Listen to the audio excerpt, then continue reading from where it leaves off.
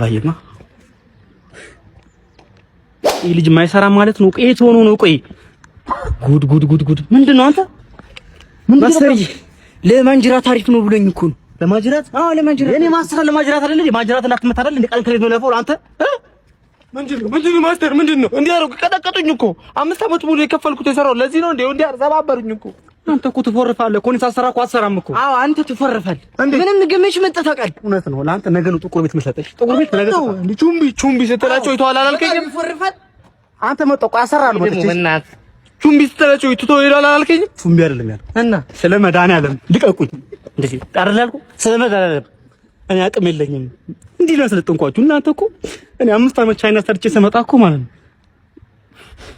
ብቻ አረቴ ካሰጣኝ ነው ተፈለጉ በአንድ እጅ ገጥኛል።